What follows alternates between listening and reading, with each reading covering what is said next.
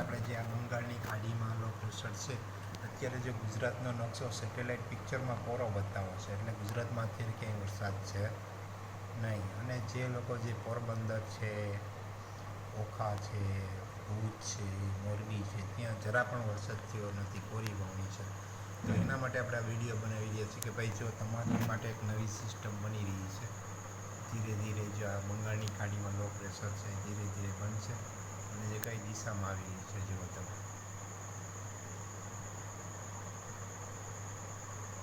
મને મેસેજમાં કોમેન્ટ આવશે કે ભાઈ અમારે પોરબંદરમાં ક્યારે વરસાદ થશે, એટલે હિંમત રાખજો ભાઈ. ક્યારેક વરસાદ મોડો પણ થાય છે, એટલે આપણે આખું જીવ નથી ગુમાવ્યું, પણ વરસાદ ન થાય તો કોઈ એવું ખરાબ પગલું ન ભરવું. અને જો આ રીતે વરસાદ ધીરે ધીરે પાછળ ગુજરાતમાં નવી સિસ્ટમ 15 તારીખની આસપાસ આવશે, એ સિસ્ટમ જો સર્વત્ર વરસાદ થાય તો આવી શકે છે. એટલે અત્યારે કોઈ અપેક્ષા રાખવી નહીં. કાલે જે સેટેલાઇટ પિક્ચર હતું એ હજી વિખેરાઈ ગયું છે. અને જો આ નવું બંગાળની ખાડીમાં પ્રેશર છે, જો આખો નકશો બતાવું છું અહીંયા જુઓ, આપણે અહીંયા છીએ જો અહીં ભાઈ મિત્રો, અહીંયા આપણે ગુજરાત છે, જો અહીંયા આ ગુજરાત છે, અહીંયા ઓખા છે, આ બધો વિસ્તાર છે હજી અહીંયા વરસાદ નથી થયો. જો અહીંયા જામનગર કોરું છે, મોરબી કોરું છે.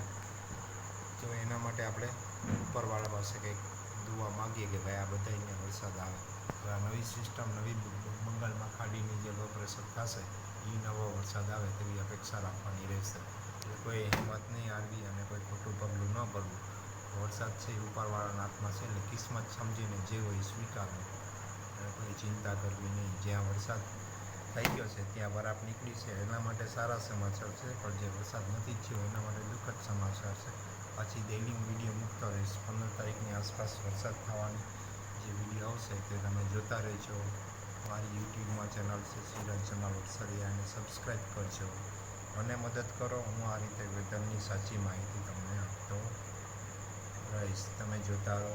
બંગાળની ખાડી જો આ નવું પ્રેશર છે, નીચે આપણે જોઈએ થોડુંક કોમ્પ્યુટરને સ્ક્રોલ કરીને,